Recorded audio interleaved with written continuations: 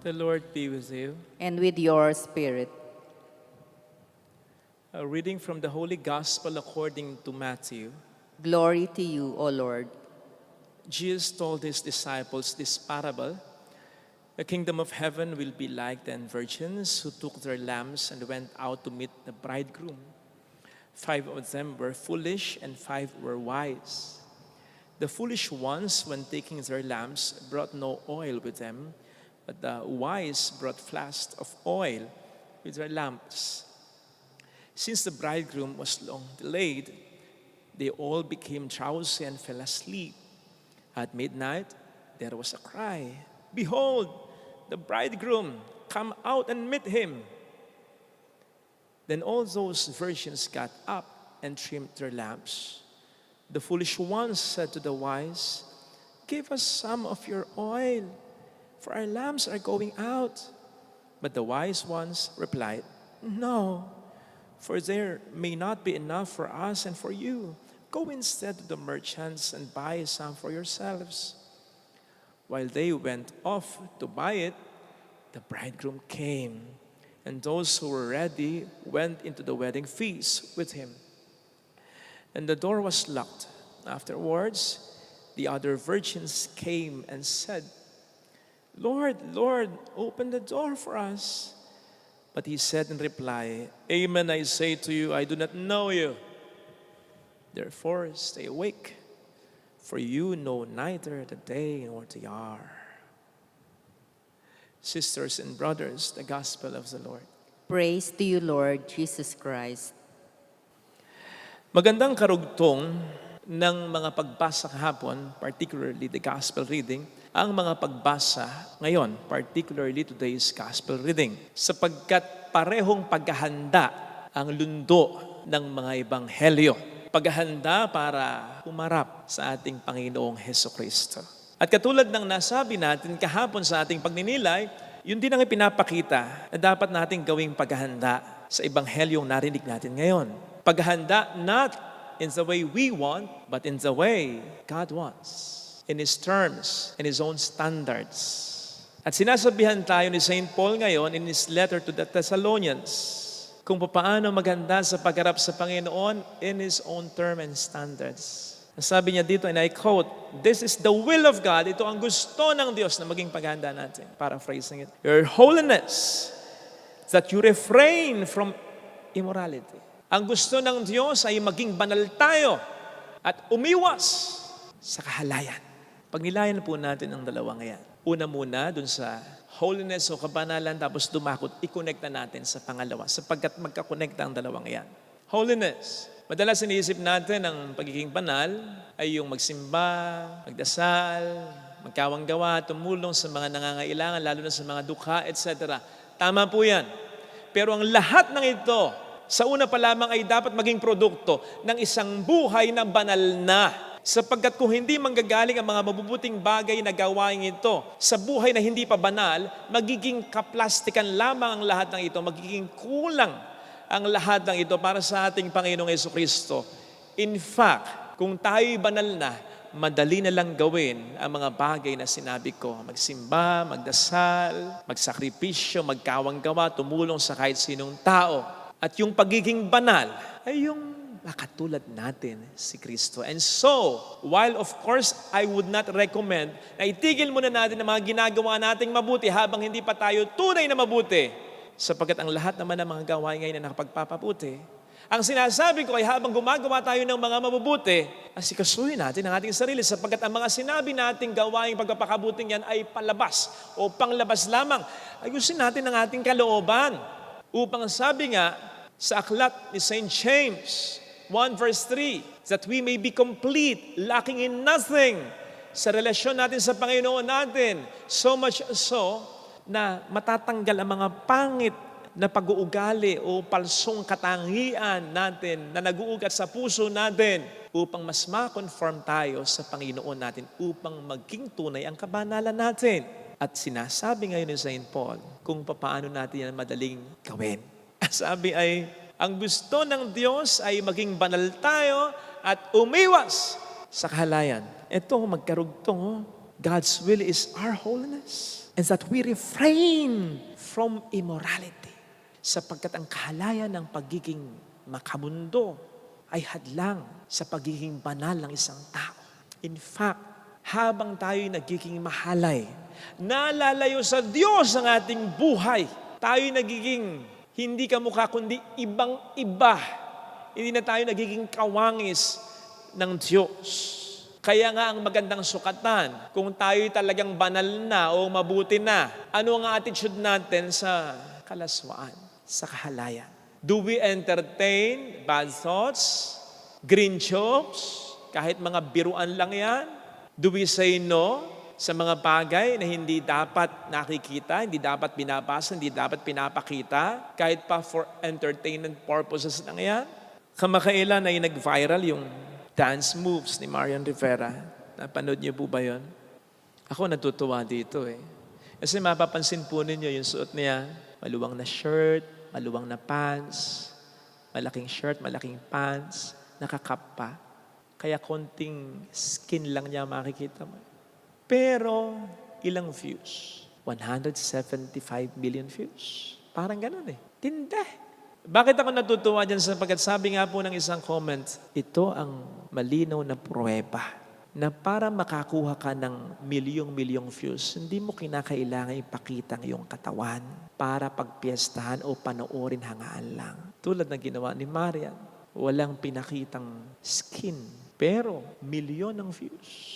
Maganda ang pagtangkilik ng tao. Kaya lang, sabi ng isang komento, huwag kayong magmarunong sapagkat hindi naman lahat ng sumasayaw ang mukha ni Marian. Nakakatawa, pero para bang sinasabi rin ng comments na yon. Kaya kayong mga hindi kagwapuan o kagandahan, talagang dapat magpakita kayo ng katawan. Ganun ba? Ganun na ba tayo? Normal na ba ito? Tandaan po natin yung hangarin para sa atin ng ating Panginoong Jesucristo that we live in this world pero hindi tayo dapat na maging makamundo. Hindi tayo dapat padala sa impluensya ng mundo sapagkat ang mundo ang nagbubulid sa atin na maging mahalay, na maging immoral. Meron daw isang kwento ng isang tao na very strange yung kanyang itsura. In as much as wala siyang katulad na itsura sa mga kapiling niya. Mga nakikita niyang tao, hindi niya kamukha. Hindi niya kamukha na medyo mataas ang hairline niya, medyo malaki ang mata niya, medyo mahaba ang tenga niya. Parang ganon. So, strange ang itsura niya. Wala siyang kamukha sa mga tao na nakakapiling niya. So, feeling niya, pangit na pangit siya. Kaya nahiya siya. So, ang nangyari, dinala siya ng mga maganda o gwapong ito sa paningin niya sa isang lugar at doon siya pinakawalan. Sa lugar naman, nakita niya, ang dami niyang kamukha. Strange din ang itsura. Walang tao na kamukha ng mga magaganda at gwapong tao sa paningin niya sa pinanggalingan niya. Pero bukod tanging may isa, nakayuko, hiyang-hiya. Ayun, kamukha ito ng mga taong kapiling niya sa lugar na pinanggalingan niya. So dapat yung taong yun mapunta rin sa lugar na pinanggalingan niya. Ang punto ng kwento ay talagang kapag wala kang kamukha, ikaw ay mahihiya. Pero sana, hindi tayo maging ganito. Wala man tayong makamukhang makamundo sa mundong ito, ay huwag tayong mahiya, huwag tayong matakot because there's nothing wrong with us. Something is very wrong with them and not with us. Kung tayo ay hindi kamukha ng mga makamundo, lalo pat kung tayo naman ay mas nakakamukha ni Kristo. Remember what the Bible says, God's ways are not like our ways, our thoughts are not like God's thoughts. Kaya, huwag mahiya. Again, ang kahalayan, ang immoralidad ay ang una at basic na pinakakalaban at hadlang sa kabanalan. Kitang-kita yan sa ating unang pagbasang napakinggan. Kaya wag nating sabing tayo nagpapakabuti, tayo na nga ay mabuti kung meron tayong natatagong immorality. Maghanda tayo sa pagharap sa Panginoon o maging mabuti sa pananaw ng Panginoon, not in our own terms, but in His terms. And for Him, immorality is an abomination. Ayon-ayon niya. Wala dapat maging puwang ang immoralidad sa isang taong nagpapakabuti at nagpapakabanal. And sabi pa ni St. Paul sa kanyang unang sulat sa mga taga-Korinto sa 13, kung ang pagkain ay para sa tiyan at tiyan ay para sa pagkain, ang ating katawan ay hindi para sa immoralidad, hindi para sa kahalayan, kundi para sa paglilingkod sa puong may kapal. Ang katawan natin ay inaalagaan ng Panginoon. Sinabi ni San Pablo yon. Sapagkat paano nga naman tayo makakagawa ng mga bagay na dakila kung mahalay ang ating pamumuhay, pag-iisip, mga gawa at pananalita. Dito, ito yung puntong sinasabi ko na kahit gaanong mabuti ang gawin mo sa labas, kapag may masama ka sa loob mo, one thing, yung immoralidad, kaplastikan lang ngayon. Hindi tunay ang lahat ng mabuti. Kulang na kulang yon sa harap. Hindi pleasing in the eyes of God yon. So, do away with immorality. And I don't have to lecture you hinggil sa danger nito. Diba? Ang immoralidad talaga ang ugat ng maraming matitinding mga kasalanan na sumisira hindi lamang ng buhay ng isang tao, kundi ng buhay ng maraming tao, lalo tigit ng pamilya. Yung pagiging bastos ng anak mo, yung pagkakaroon ng nangyayari sa iyo ng boyfriend mo o ng kahit sinong kakilala mo, yung pagkakaroon ng number 2 ng asawa mo. Ang ugat niyan, immoralidad. Kaya nga ang payo ko, yung mga nagpapalabas ng mga immoralidad, o kahit na hindi diretsyong immoralidad na nagpapakita ng katawan, wag po nating tinatangkilik yan, lalo-lalo na sa YouTube o Facebook. Kaya dahil nagtatrive yan, ay may tumatangkilik, mayroong nanonood, wag niyong panoorin. Hindi gagawa ng mga basurang content yung mga taong yan. Ay sige ka, akala mo isolated yung gagawin mong pagtangkilik sa mga videos niya, ay kaya magta-thrive yan. So, wala ka na sa mundong ito, nandyan pa yung mga videos na yan. Kasi nga, kumikita, tinatangkilik ng karamihan. So, mapapanood yan ng mga anak mo, ng mga taong mahalaga sa'yo, and you just cannot predict and you just don't know kung ano po pwedeng maging epekto ito sa mga taong ito. Hindi lang yung may mga kaugnayan sa kamunduhan, ha? Kasi halimbawa din yung pagiging sakim, yung pagiging maramot, yung pagiging hindi mapagbigay, yung pagiging mayabang, kakugnay ng halayan, ng pagiging makamundo. Sapagkat ang attitude ng isang mahalay o pagiging makamundo ay yung para sa pansariling kapakinabangan o kapakanan. O di ba, kaya ka nanonood at nagbabasa ng porn for self-gratification. Kahit naman yung pagtatalik ng hindi pa mga kasal, walang commitment, friends with benefits. Ang nangyayari dyan, more on receiving and not giving. Kasi walang commitment. Kaya nga, kabaligtaran yan sa nangyayari sa mga kasal na. Kasi mayroong commitment na. Kaya't ang nangyayari sa mga kasal na ay pagbibigayan talaga, hindi yung pagkuha. That is why, huwag mo sabihin na mahina tayo. Kaya nagiging biktima tayo ng kahalayan ng mga ito. Sabi nga ng Panginoon kay San Pablo, my grace is enough for you. Nandun ang grasya ng Diyos. Kaya wag nating maging excuse. Ito ay lame excuse ng mga taong ayaw nang umaon sa pagiging makamundo, mahalay na tao. Mahina ako. Nagiging comfort zone na natin yung katwiran ngayon. Hindi tayo mahina. Palalakasin tayo ni Kristo kung gugustuhin natin ito. Kaya lang ang nangyayari, iniisip natin ang ating sarili. Self-gratification. Kaya hindi ka talagang mahina. Kung ayaw mong umalis sa pagiging immoral, hindi ka mahina. Selfish ka lang. Makasarili ka. In as much as kung iisipin mo ang epekto ng ginagawa mo sa ibang tao, lalo tigit sa Diyos na ayaw ng immoralidad, hindi ka papatol sa mga ganitong tukso. Sana ito po ay pag-isipan natin, ha? Again, gusto ng Panginoon na maging banal tayo. Yun ang preparasyon na ina-expect niya sa atin sa pagharap natin anytime sa Kanya. At ang pinaka-basic, pinaka-matinding hadlang para dito ay ang pagiging immoral na tao. Huwag nating i-smallin ito sapagkat ito ang isa sa mga pinaka-basic na weapons ng demonyo para sa iba pang mga pagkakasala ng tao. Amen. Lagay natin ang ating kanang kamay sa tapat ng ating puso.